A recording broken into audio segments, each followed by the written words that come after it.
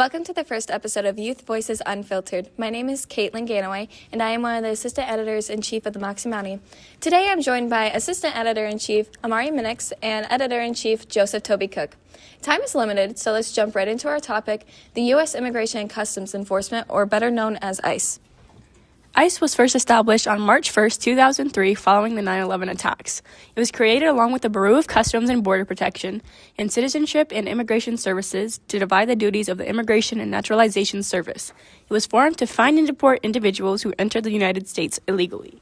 Within the past year, there has been evidence of an increase in support for the abolition of ICE. The Economist and YouGov noted 43% of U.S. adult citizens depose ICE in a mid-January survey compared to 23% in a July 2025 survey. But where exactly do the fears of ICE stem from? To answer this question, we have compiled a few examples of where ICE's actions have caused distress. For example, according to AP News, a U.S. citizen named Chong Lee, or Scott, Thao was held at gunpoint in January 2026 and forced out of his home in Minnesota wearing only underwear.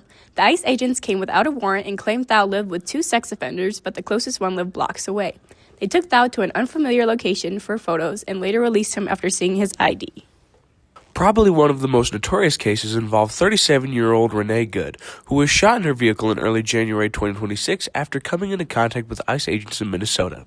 It is greatly controversial whether it was in self-defense, but the incident sparked questions about ICE's authority nonetheless. Notably, the survey mentioned earlier was conducted after Good's death, and the percentages increased substantially. Interestingly, these feelings are not limited to one class or culture, as seen in the celebrity world with the recent controversy surrounding Bad Bunny. Bad Bunny has seen a significant increase in attention over the past month, not only for his Super Bowl performance, but also for his Ice Out speech at the Grammys following his award for Album of the Year.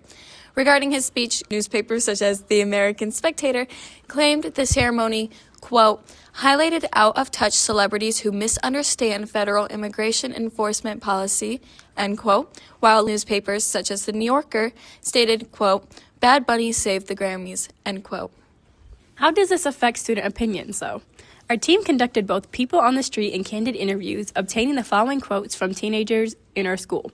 One anonymous source states, end quote, I feel like the techniques ICE uses to detain illegal immigrants in the United States feels a little bit unorthodox compared to past organizations. I feel like this violence that you see in states like Minnesota is often too much, end quote. Whereas another anonymous source states, end quote, I don't think it's right with what they're doing. I don't think it is very necessary to have them in the places they are, like just blatantly kicking people out of the country based on how they look. That's wrong. It's racism, end quote.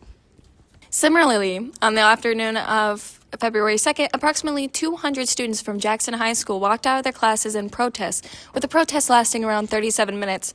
As reported by the editor-in-chief of Jackson High's The Reflector News, a junior led the protest, and students protested against the actions of ICE. The protest was peaceful and intended to voice youth concerns, which went without incident and is now recorded as Jackson High's largest student-organized protest to date. One instance of ICE resistance in Jackson is the Jackson County Immigration Coalition, a group dedicated to supporting and defending immigrants around Jackson, Michigan. A major point of protest for this group is Jackson County's admission into the federal 287G program.